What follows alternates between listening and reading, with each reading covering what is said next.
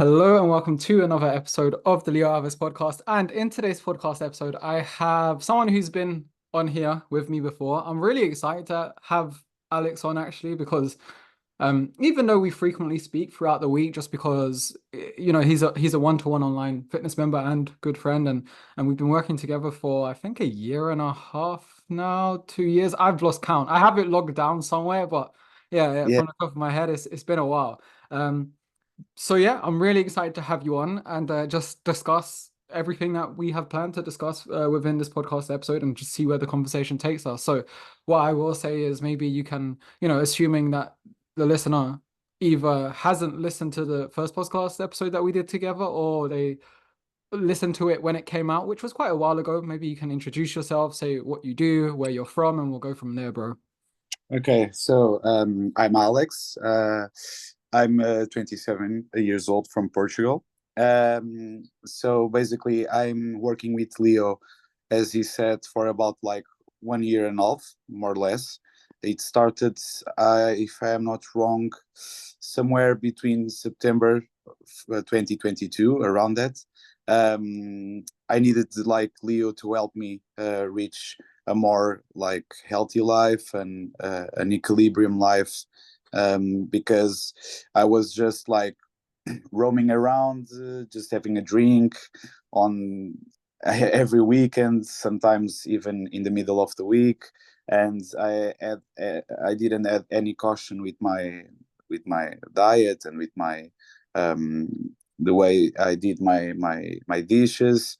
So I needed someone to guide me and to guide me into workout plans with proper workout plans. And Leo was my first choice and my only choice actually, because first he's my friend. So as you can um, as you can see, it's easier to trust someone that you know, like it's the case with me and Leo.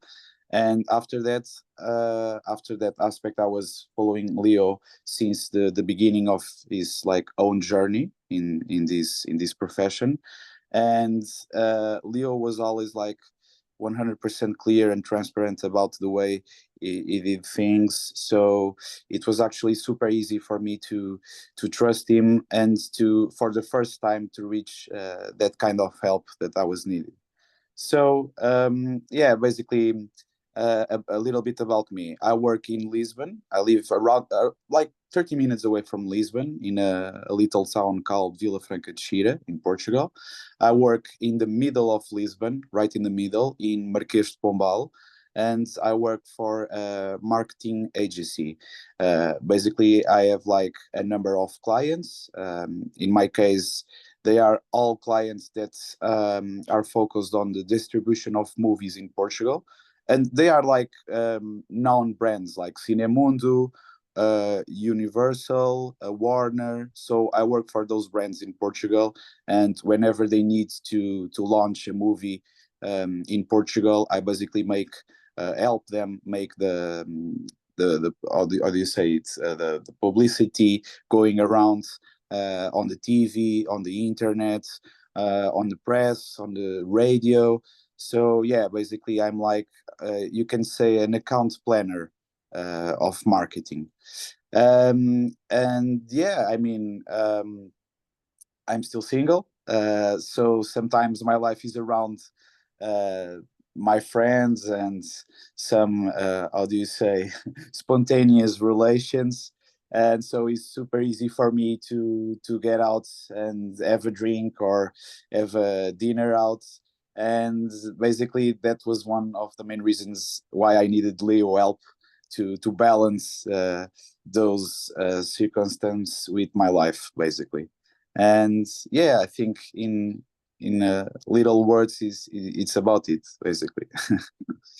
Yeah, that's a really good introduction. I love that, and thank you very much for the kind words. I have two questions that have come to mind, both Okay. non-fitness related. The first one is, what would you say is the best part about your job, about what you do?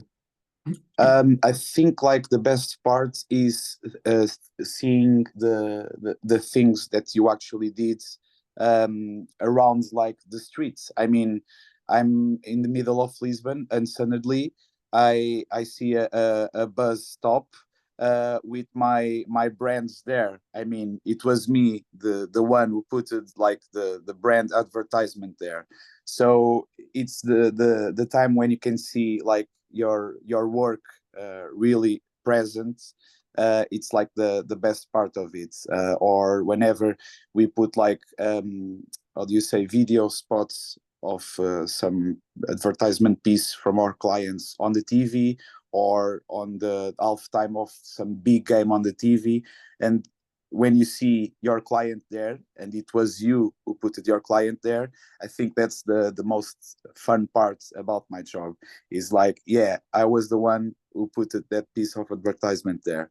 So I think that's like the better part of it.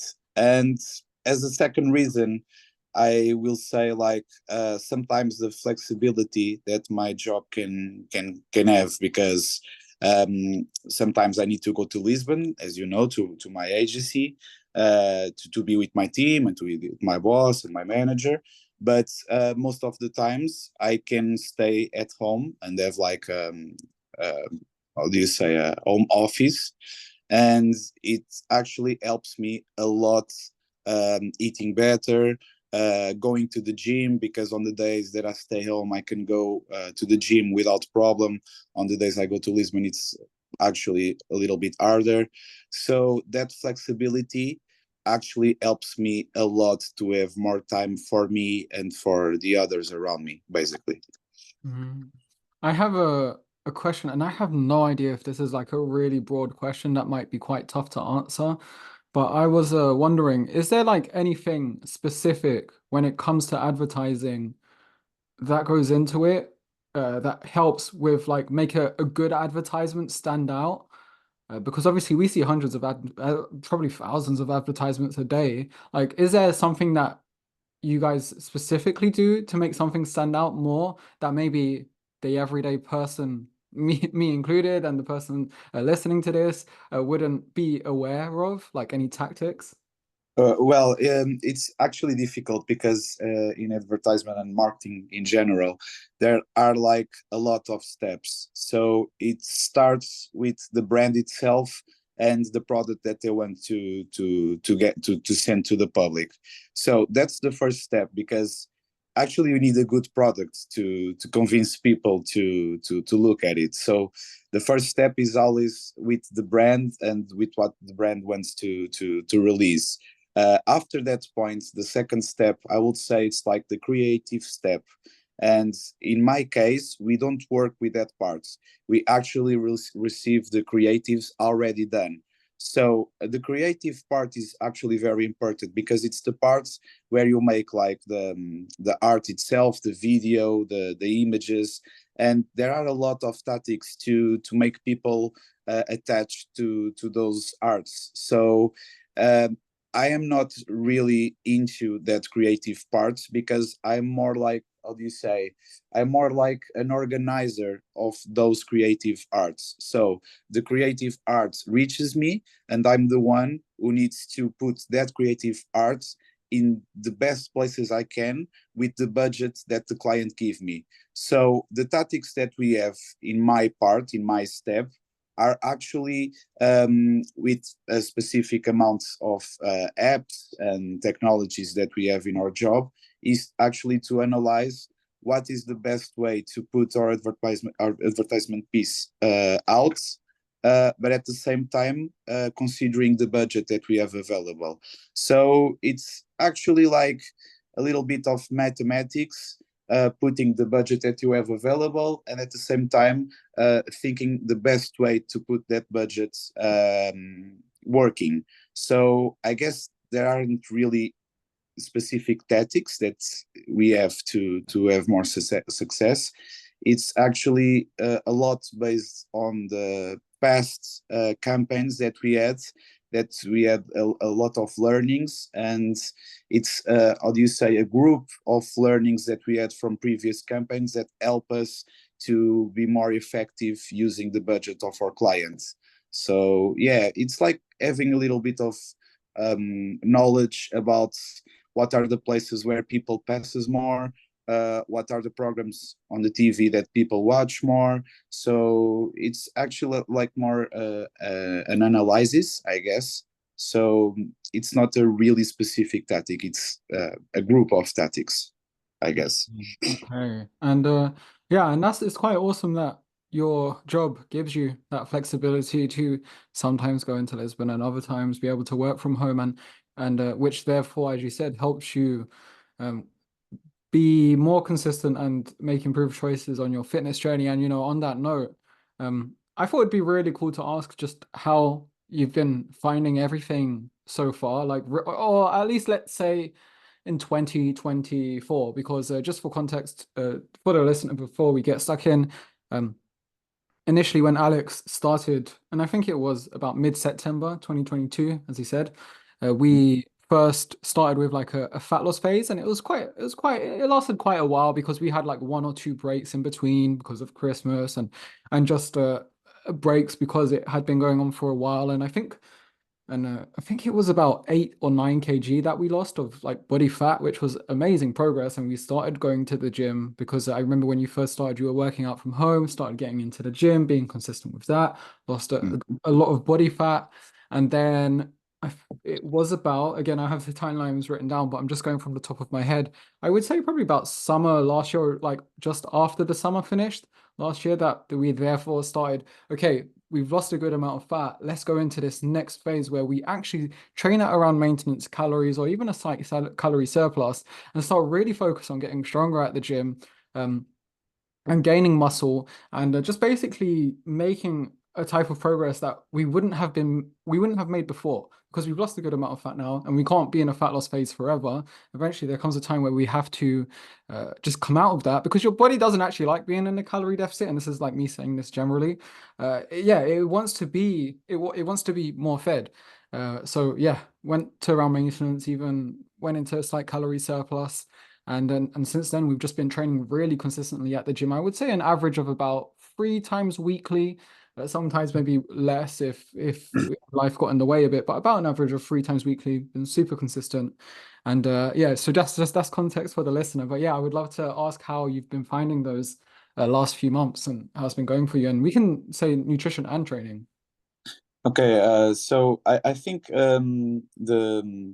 the most like interesting aspect of this journey is that I'm always learning. So as you said in the beginning, the aiming was like fat loss, and we actually like just made it super well. I thought for myself that it was super easy to have that fat loss done, and we were actually very successful.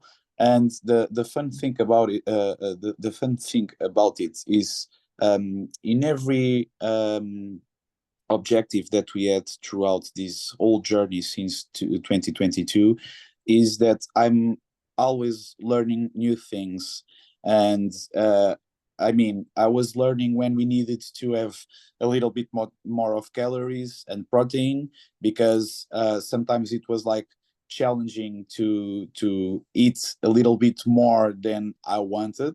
So and it was like a new thing for me because we actually started by eating less than I wanted. So that was harsh. But after that, it was like the same thing, but in a completely different way. It was like doing the exact opposite.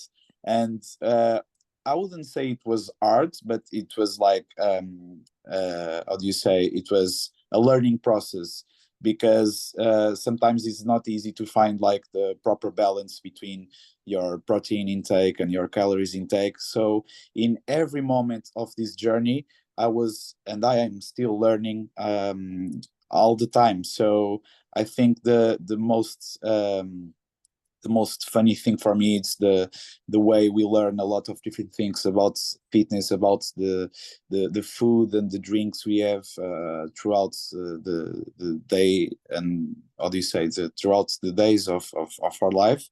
So this phase that we are right now, it's actually been um, quite interesting for me too because we started the year by eating a good amount of food, but not in that overload of food that we had some months before. And I think the most the hard part for me was to keep being consistent throughout all the days of the week, because as Leo know, I usually take one day of the weekend to get a little bit crazy, not in the terms of drinking like 2 bottles of wine. No, sometimes it could happen, but not all the times. But I think the most difficult part was getting out on, for example, Saturday, and on Sunday with a little bit of hangover. I still needed to be consistent on those Sundays. And the first Sundays that I had to deal with it were actually not very easy, because I was like a little bit nauseous, and was hard for me to get more food. But I needed to. And actually, after some Sundays in that circumstance, I actually feel that I'm really more prepared to deal with it. So unless we are like really sick with some disease, which thankfully it's not the case with me, I'm always like I don't want to jinx it, but it's very rare the days that I'm sick. So besides those Saturdays that I go out and go drink some couple of drinks and etc., I think it's being easier and easier to be consistent and to be like norm. I mean, it's like a normal circumstance for me to be inconsistent right now. It's not something that I need to do that. I need to do this. I need to do that. No, it's something that's it's getting more normal and normal on my day and routine, I guess. So yeah, this year has been actually very fun on that aspect of getting things normal to my routine. And on the other aspect, it's been a year that I have been feeling actually very strong at the gym, and I actually can see the first results, like big results in the muscle aspects of it. And so I can actually confirm that we are still progressing for sure. Yeah, and I think the way you approach your consistency nowadays, I think there's a really good balance as well. So I would say that, like, when you need to switch on the consistency and still, take that day off every once in a while to just kind of enjoy yourself, whether it's, it might not necessarily be the entire day, but maybe it's the night. And yeah, and I feel like you've fallen into a really nice um sweet spot with that, where you're managing to have the best of both worlds, but like a good amount of each. That Yes. helps you keep moving forward as well. So it's really good to see. One question I did actually have from like the nutrition perspective more so, and I would say more so like the mindset. How did you initially feel when you went from, when we finished being in a fat loss phase and you were in a calorie deficit for a while and you did lose about 9 kg of fat? How did it initially feel when you were like, when you had to make that switch? When you were like, okay, oh, I have to start eating more now because, I, you know, we correct me if I'm wrong, because I don't know how many months or years you would have been trying to, or you had your mindset more on like a fat loss perspective, and you were always thinking about fat loss, fat loss, fat loss, like even maybe long before you started with me, and then to consciously have to do the opposite for the first time and actually start eating more, like how did that feel? Well, yeah, like that. That was a challenge for sure, because, as you said, the our mentality is like fat loss and getting less calories and less foods that we used to.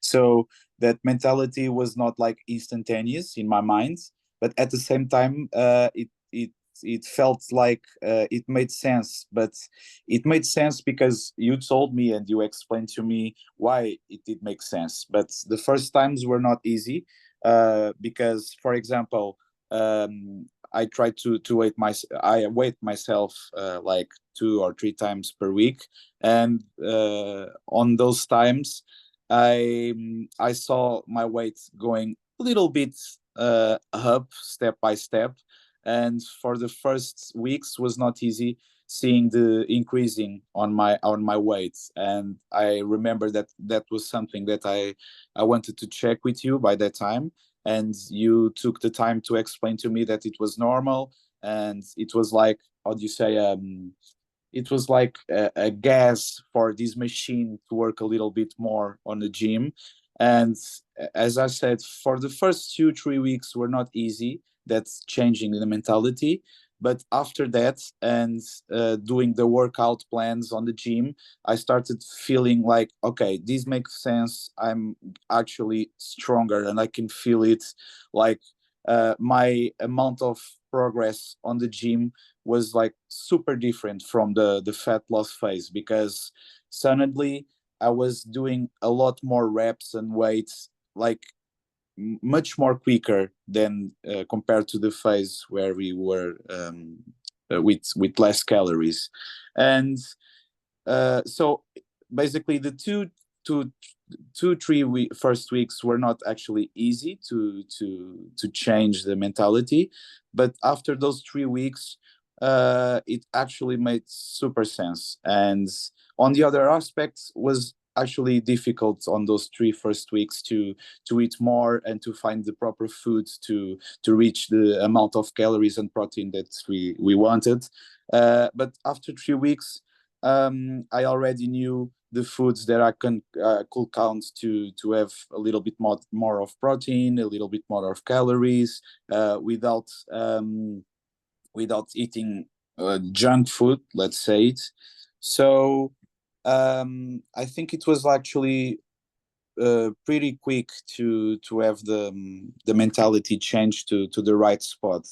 And the funny thing about it right now is that if you wanted to go over those levels of calories and protein, or if you want to go lower those levels, I feel that I am actually very comfortable to do both things. So I think that's a good result of those experiences that we had. Yeah, and the reason why I kind of bring up that question as well is because of course I'm genuinely curious, but I remember actually being quite impressed at how much you took to it. And the reason and what I mean by that is sometimes people will spend so many years of their life, sometimes even their entire like adult life, and many of their teenage years just thinking about fat loss, trying to lose fat. They struggle and then and then suddenly one day they and then one day they get successful and then they're like, hold on a minute, like I'm not meant to be aiming for that anymore. And it's like a really weird mental switch for them. And many people struggle with that switch. They just can't do it. Like they just can't eat more and they don't want to eat more.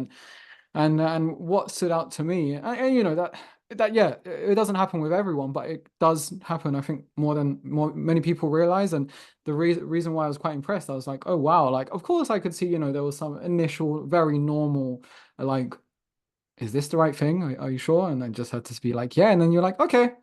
And like you really just like took to it. And I was like, yeah, like that was actually really impressive. And that's why you have a really straightforward time at making progress. Of course, there's ups and downs, but yeah, that's why you just continue to crush it. And yeah, it was really good to just see you be willing to do that because again, many people just aren't. And one thing I thought would be good to speak about actually, and before I go on to the next topic, I remember one thing that you said, and I don't know if you remember this, when we started going into a calorie surplus. I think this was like a month or two into it, and I remember you said something. You were like, "Bro, like I'm hitting the protein goal, but I'm just having a hard time hitting the calorie goal. Like, I don't know what to eat." And I'm just like, I'm like, what? This is because that's not a question I get too much. And the thing is, I know you're tracking accurately because sometimes people will be like, oh, I don't know what to eat, like, but they're already hitting their calorie goal. I know you were genuinely. I was like, just have another glass of juice or have another serving of peanut butter, and then I think that's you never asked me that again, and I think that was you were probably just like, oh, okay, because I think what it was is you were hitting your protein goal already and then you were still a while away from your calorie goal. And I was like, Yeah, you can like this is the easy part now. Like you've already done the tougher part. Like this is the easier part. You can get some healthy fats in there. I remember I think I even mentioned Nestum. which is like Yes. I was like have that around your workouts even. That can be a really good pre and post workout just snack. Because I remember it digests really well for me, so it's like maybe you can try it. And I remember that question stood out to me, and I don't think it's something you didn't struggle like after that you were fine, but um. Yeah, one thing I actually wanted to ask, and you already touched on this lightly, but we can maybe speak about it in more depth. You were saying that your training sessions suddenly felt really good in that calorie surplus. What was it that you felt like specifically? What was happening? Um, I mean, was I mean, when how can I say this? Like in the middle or in the moment I was doing the exercise on the gym, was not like it was not on that moment that I felt I was like stronger or that I felt like a boost of energy, anything like that. No, the moment that I realized I was actually getting a lot more stronger was whenever I registered like the progress on the reps and weights between days and exercises. That were the moments that I realized I'm actually improving like real fast. And it was not like I couldn't really sense it in the middle of the exercises. But after I realized on our check-in sheets that I was actually progressing a lot faster on that phase, I actually could notice that on the middle of the exercises. So what I'm trying to say is I needed first to realize on our check-in sheets that I was actually progressing a lot quicker to be able to realize in the middle of the exercises at the gym that I was actually with more strength and with more resistance to the exercises. So I think people need to understand that it's not a feeling of having a boost or having like some weird drug that boosts you suddenly at the gym. No, it's something progressive, but throughout the weeks, you can see like the progress getting really, really quick compared to the phases where you are like under the calories and proteins. So I think it's like a slow process, but not that slow when you are able to understand that the process is already happening, basically. Yeah, it's like what you said. It's kind of like a day to day, you don't really like notice it or feel like it because it's not like a sudden feeling. It's like when months have passed of you doing it consistently, and then you take a step back and you're like, hold on a minute, there is a lot that's happened. And yeah, a lot of people don't realize that because they spend so much time in a calorie deficit. And if you need to lose body fat, um, then you have to be in a calorie deficit, and you've just got to do what you can within that. But there comes a time where when you maybe gotten past that phase or you want to take a break from being in a calorie deficit and you head into like maybe around maintenance or a slight surplus, like like you start to feel so much more energy in your workouts, and the progress that helps you make is so good. It's amazing.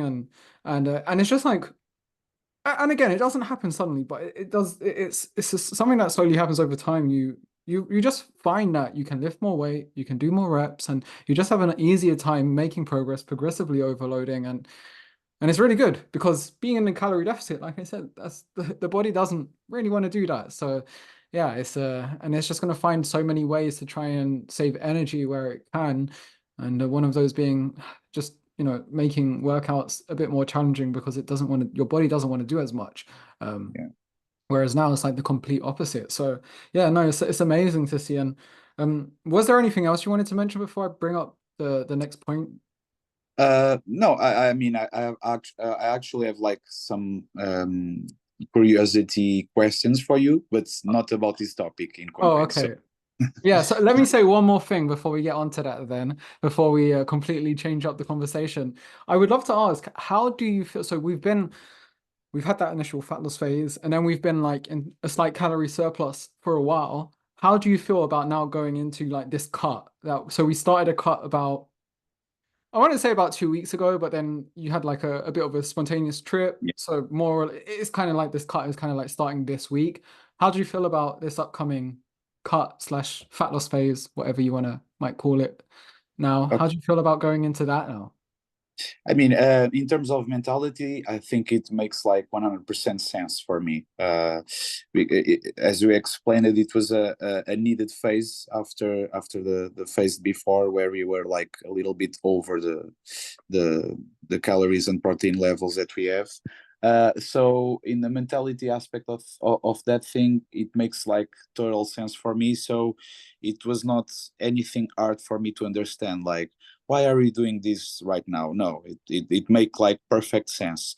I think the most difficult part for me, and we talked about it before this conversation too, was reaching the level that we wanted of protein now with less calories limits. So that was like the hard parts of it, finding the same amount of protein but with less foods and with less calories.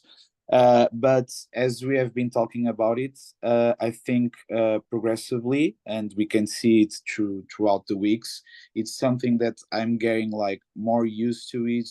I actually didn't yet recorded uh, the day of yesterday on the check-in sheet, but it was another day that I was able to reach the protein that we wanted in the calories that we wanted.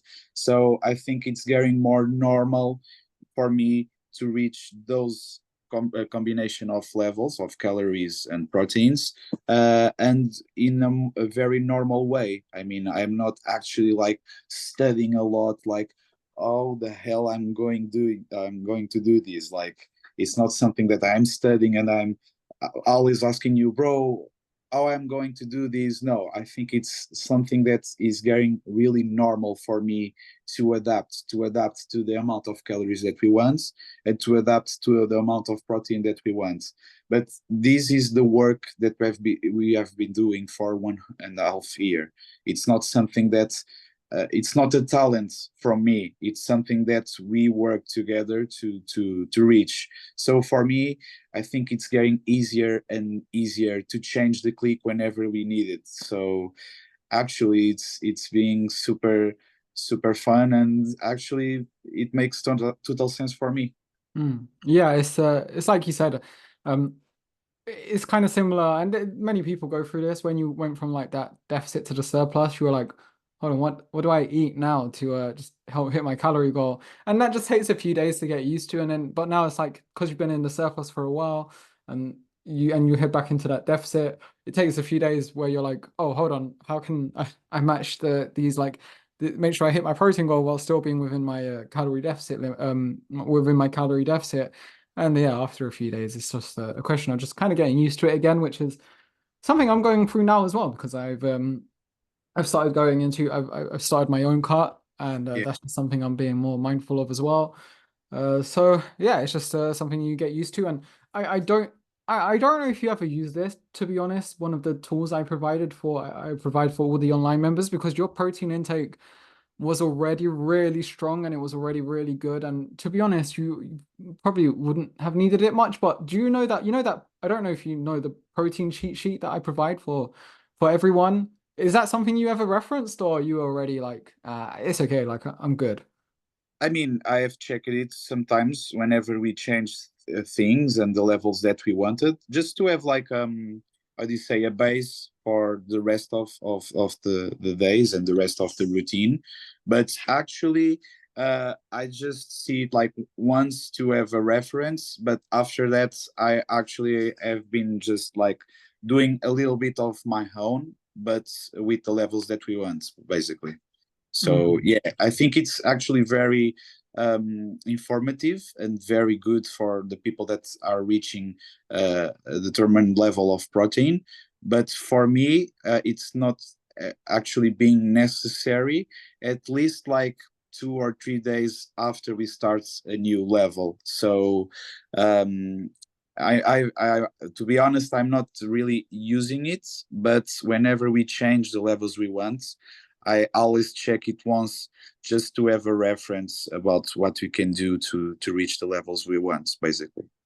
Yeah, and if you're listening and you have no idea what we're speaking about, it's just basically a free protein guide where I've listed I don't know how many sources, probably like 100 different protein sources, and broken them up into different categories like seafood, meats, beans, dairy, etc. And just rank them from like the most efficient protein source to the least efficient. And if you want to grab that for yourself, and maybe you're struggling with your protein intake, so to the listener right now, then you can grab that free guide in the link in the show notes of this podcast episode. It's free, and you can just grab it to my website. So I would recommend checking that out if you're struggling with your protein intake right now. But otherwise, Alex, what was it that? So I know you said you had some questions yourself for me. Unless there's Um, something else you want to mention about what we were speaking about, we can get started with that. yeah, I mean, it's just like some curiosity questions, not like nothing serious, let's say. But I wanted to ask you, what are like the three main advantage of your current job, of your current profession? What can you say that are the three main advantages, or the three things that you love the most about being like an online coach in this case?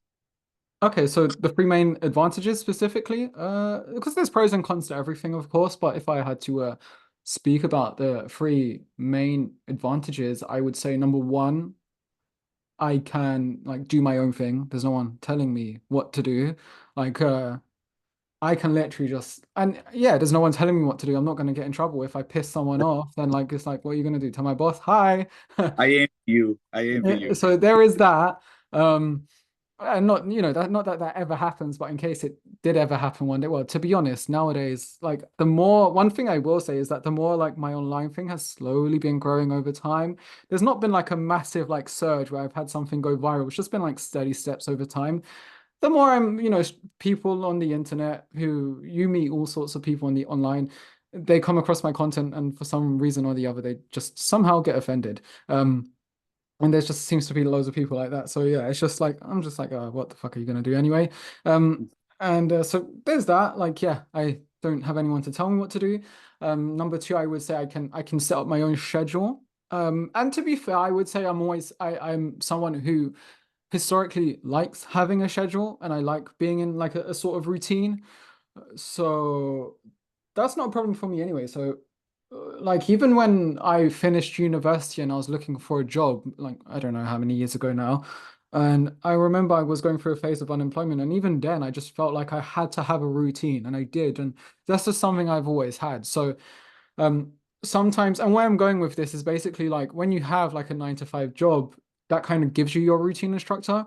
I like to have that routine and structure anyway, but if I ever have to have a day where I need to take a step away from it for whatever reason. Like maybe, I don't know, I need to go somewhere or a friend is visiting from another country for a day. Then I can just take a step back from that routine and it's absolutely fine. Like Yeah. to be fair, I always feel like in the back of my head, I'm like, "Oh, I like doing what I do. So I'm like, oh, I really wish I could be doing some sort of work, but it's okay because, I step back from it every once in a while is fine. So yeah, if I can just basically set up my own schedule. And the last advantage is, I would say, just genuinely helping people, which is the biggest one of all. Like, there is just nothing more rewarding than just genuinely being able to make a difference in someone's life, especially when it's something they've been struggling with for so many years. And then they're like, Leo, thank you so much. You've changed my life. I couldn't thank you more than enough. Like, thank you so much. And and yeah, that's like sometimes they're really surreal to read, and it's like, wow, we did all of that like online as well. It's just yeah. So I would say that's the number one out of anything. Well, 100%. Otherwise, I wouldn't be doing what I do. Like it's really making that difference in people's lives and just giving them that clarity and maybe showing them something very different to what they always assumed they needed to Yeah, do. I think it's like you can compare it to the when you asked me what was the best part about my job. I think like for me having the advertisement pieces out on the television or in the outdoors on the radio, it's like a little bit the same for you when you can see the results on your clients, but in a better way because we are talking about people here. So it's I can see how it can be like super rewarding to see the results in the people that you are working and the people that you are helping. So yeah, that makes total sense for me, and it's the What? case. Oh It's yeah, go it's on. it's the case for me because I can actually see results, and you too, in this whole journey. So yeah, I can totally see why that's the main advantage or the best thing on your job. Yeah, and one thing I want to say as well is when and this is to the listener, when I say like see the difference, I don't even generally mean physically. And if that happens as well, like that's amazing. Of course, that's why a lot of people start fitness journeys. I started for vanity reasons too, and um and that's fine. But it's often the ones that hit home the most. They're like the ones where you don't expect or you never think about. Like some just from the top of my head is like I had one lady one time who messaged me. They were like, she was like, Leo, I've had to redo my Face ID because my Face ID just wasn't working anymore. And I had to just reset it. And I was like, and they loved that because that was like a really cool thing. And I was just like, wow, I would never even think that to be the case. But and there was another one, another lady who works with me who says, she's happy to turn on her camera every time she has a work meeting on Zoom now. And so it's little things like that. And I'm just like, that's amazing. I'll never forget. Um, there was also one guy, and this one was a few years ago who couldn't get up from the floor without assistance. Like if he Well, was lying on the floor, he couldn't. He was in his 50s. He couldn't get up from the floor without holding on to something. And after a few months of working together, he can now stand up by himself. So yeah, just things like awesome. that. Yeah, yeah, yeah. It's really cool to see.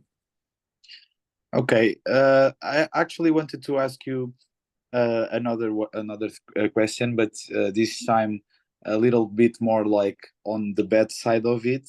I wanted to ask you, for example, what was like the most embarrassing or difficult situation with one of your clients? I mean, was there any specific um, thing that happened on the past that was like a little bit embarrassing or a little bit like on the bad side, or it was always like super chill and super good with all of your clients? No, I wouldn't say there's ever been anything um negative. No, I honestly like nothing comes to mind.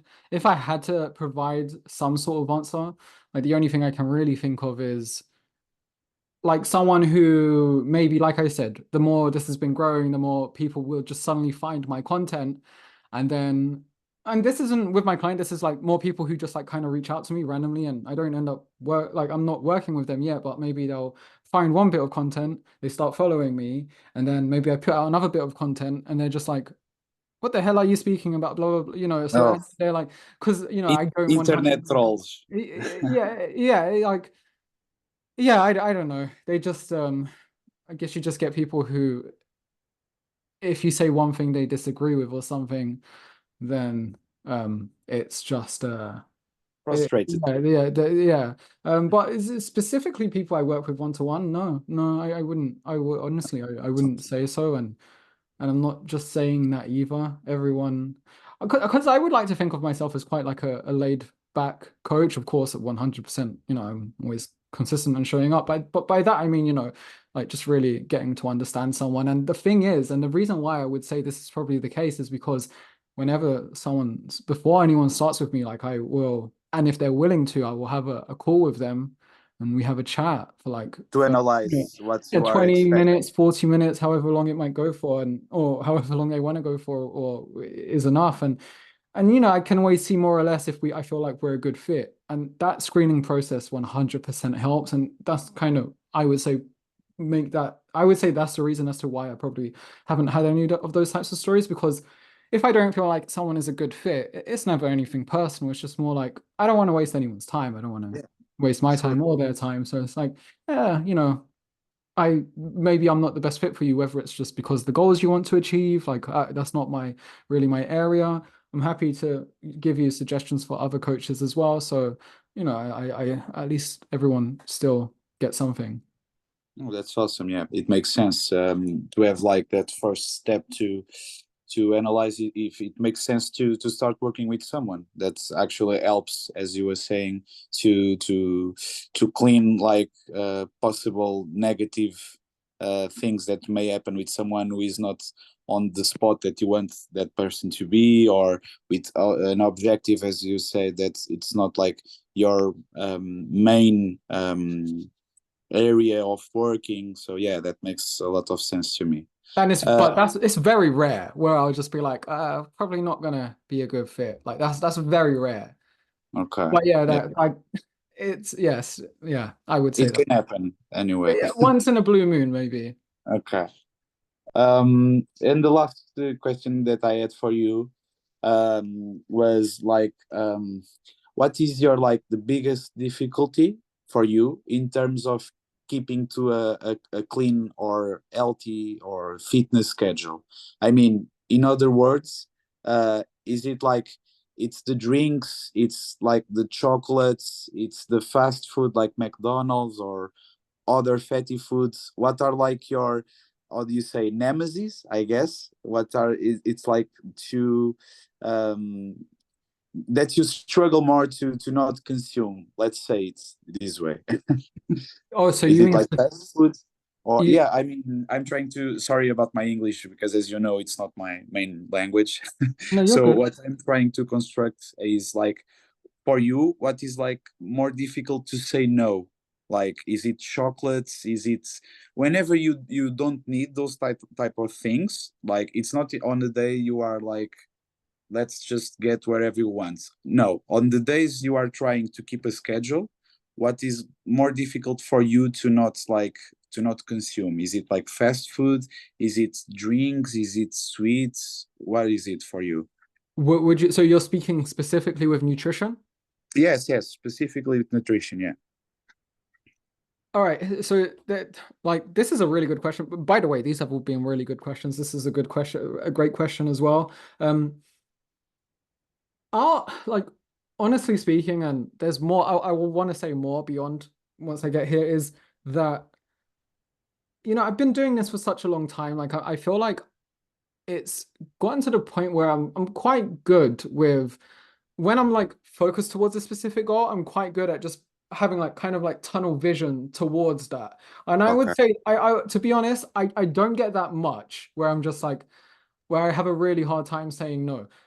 I'll be honest though, I think a lot of people who sometimes struggle with their fitness and then they perhaps or nutrition, let's say, and they perhaps compare and they look at themselves and they're like, oh, I just wish I had willpower like someone like that person because they're really good with their nutrition. What I do as well, because I want to be honest, like it's not perfect. Like I still get moments where I'm just like, oh, that looks good. Like I would love some of that right now. What it is that I find really helps me is I try and optimize the environment within my house as much as possible because this is where I am the most. I work from home. And I find that just when I optimize the environment within my house, and by that I mean really try and keep out as many things as I know I'm going to want to eat, like ice cream. Sometimes I go through phases where I really like ice cream, but if it's at my house, I'm not even going to think about it. Yeah. Whereas if it's in my house, I'm going to be like, oh, I'm going to have some. So Like, whenever you do like your groceries, you are actually like prepared to have like the things you need at your home. So it's not like your home is not like a place where you can get a little bit how do you say, a little bit rebel in your schedule. if someone where I would say it's like on the on the odd occasion where I'm like, oh, okay, like it's whatever, like this is okay. Maybe if someone like brings home like some sort of takeaway and Okay. it's like, oh, I got some, for more, not just for me, like there's more here. And I'm like, oh, I haven't eaten, like that looks good. Like maybe I'll have some, but that doesn't happen much. Uh, Because nowadays I'm just living with my wife and and she understands what I'm doing as well. So she, yeah, it just depends where we are. But yeah, I would say if someone brings like around takeaway for me and there's more food than for everyone, yeah, but w- I don't even know where I'm going with this, but yeah, I would say the reason why I don't feel like I have that as much is just because I try to be really mindful with what I bring in the house, but if there is going to be something like for example, if my wife brought home like a pizza right now, like a Domino's pizza, let's say, I'm gonna want some, and I probably will have some, but it's not necessary. So there's that. But otherwise, generally speaking, I'm like, yeah, I don't really try and bring those temptations around, so it's okay. And yeah, yeah. If that answers your question. Yeah, yeah, it was it. Yeah, fair enough. Makes sense. It's yeah. And yeah, those were like the three questions that I mainly wanted to ask you, just in a like in a curiosity terms, and at the same time to fit in our conversation. And I think they were like three proper questions in this type of conversation that we are having. So yeah, Hmm. was basically it. Did you have any questions that were like general questions that you wanted to speak about as well, or anything else you wanted to mention while we're here? No, I mean, I think we are always in contact. So throughout all the days of the week, we talk whenever it's the check-in day. We talked, f- uh, how do you say, with emails. We talked sometimes even with on Instagram or even in private messages. So we are always like connected. And whenever I have like questions about this or that, questions about my journey, questions about your way of working things. I think we are always connected and we are always like synchronized to have those answers.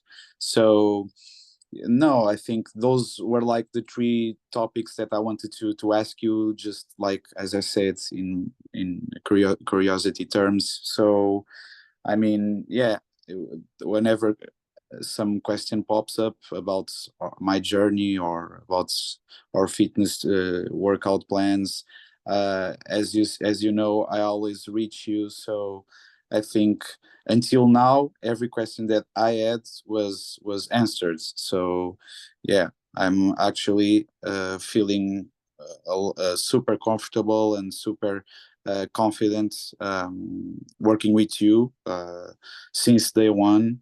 And yeah, for sure we are going to work together for the next times ahead, for sure.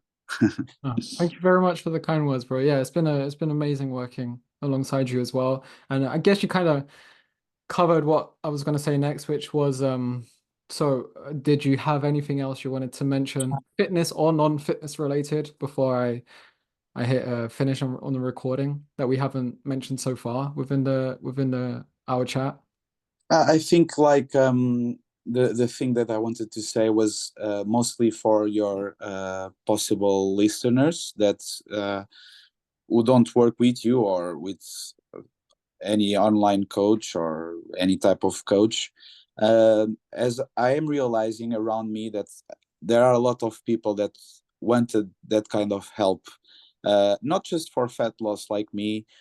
Some people want just to fill up a little bit because they are too skinny. Some people want to get some muscles because they feel that they don't work enough. They don't have the guidance that they need. Some people actually are like me and want to get a little bit healthier and a little bit more fit. And for those type of people, I think it's not about a question. It's about an how do you say an advice for those type of people.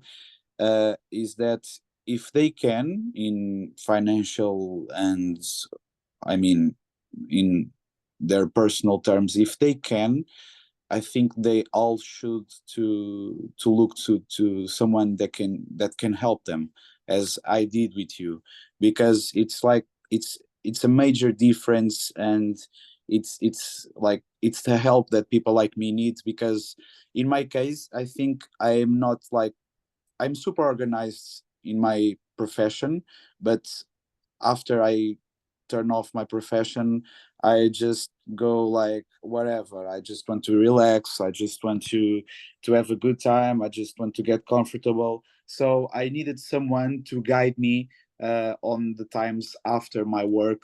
so I was able to balance the things up. And I think people need to risk seeking for help, because it's like a game changing. As we talked before, for you, the best part was not seeing the physical differences of your client, but actually see the differences about their lifestyle that gets improved and gets more healthier.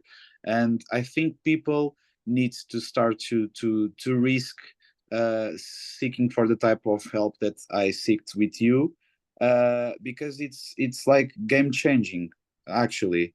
And sometimes people do not risk it because they don't have trust in the people that they can find to be their online coaches or their personal coaches. But I think that people need to start like have a little insight about the people that can trust to start this type of journey that I started with you.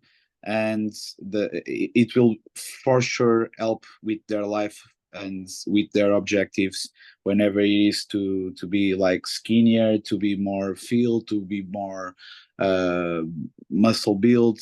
Whatever is your objective, just reach for this type of help, because for me it was like a life changing decision for sure. And in my case, it was easier to trust Leo because we were friends, and I actually saw the work that Leo has been done since the beginning. So for me, it was like super easy to trust Leo. And I think that sometimes it can be the most difficult part for people to start trusting someone in this type of help. But I strongly advise people to look for someone they can trust to start this type of journey for sure. Yeah, what you mentioned there is a brilliant point, and you mean like just seeking accountability, where I actually mentioned this in the upcoming book that I'm writing. I'm taking a bit of a pause from the book right now just because I've looked at it, I've written it and I've reread it a million times where I feel like I need to take like a 2 month break on it and come back into it with a fresh mindset. But that is one point that I mention in the book. It's about fat loss for the everyday person, but it's not just if fat loss is your goal. And I give that example in the book where seeking accountability can be so powerful, it can be so game changing. And just from the top of my head, like 3 examples that I give in the book is that whenever I've wanted to improve in something, and this is like to the listener as well, like if you want to improve in something, seek accountability because you are a lot more likely to turn up and be consistent when you have someone in your corner, an expert in your corner, or someone who at least knows a lot more than you do, and you're paying them as well. When you're paying them, like you don't want your money to go to waste either. So that's another incentive. Like you've got someone who you need to report back to, and you've got like skin in the game because you're paying someone. Whenever I've wanted to improve at Japanese and show up consistently, I hired a Japanese teacher online. When I've wanted to improve my business, I've went and sought a business mentor as well, and I would pay them monthly to help them improve my business and give me clarity and let me know what it is I need to start doing. Or when I've wanted to improve at Brazilian Jiu-Jitsu, I will get a jiu-jitsu instructor just to help me improve. So yeah, seeking accountability is just it can be just such a game changer. And yeah, and I feel like actually it's often quite interestingly very overlooked as well. So, and like you said, specifically when it comes to fitness, um, it can be so powerful, especially if the person you go to, at least knows what they're doing and what they're talking about. Yeah, makes sense. Yeah. Yeah, man. Anyway, bro, did you have anything else you wanted to mention or anything, No, fitness I or think non-fitness related? no, I think yeah, I think the most important things were all already said, not only on this podcast but on the first podcast that we had before. So yeah, it was lovely to have this talk with you, and it's been lovely to work with you too. So I guess I will just say to the people to not only listen to your podcasts but actually start working with you, because they will do just fine like me if they start doing it. So yeah, I think that's the last thing that I wanted to say and to state basically. Thank you, bro. Thank you for the kind words. I appreciate that. And if you are interested in inquiring about one-to-one online fitness coaching, then you can click the link in the bio, the link in the show notes of this podcast episode as well, and you'll find the inquiry form there too. Otherwise, Alex, thank you so much for coming on, bro. This podcast has been we've been planning this for like 2 weeks now, where we were like, oh, like trying to match up our schedules. So it's great that we finally managed to find a slot. And again, thank you for coming on. Thank you for having this chat. I'm really happy we had it. I was looking forward to this a lot. And otherwise, yeah, to the listener, I hope you have a lovely rest of your day as well. Thank you, Leo.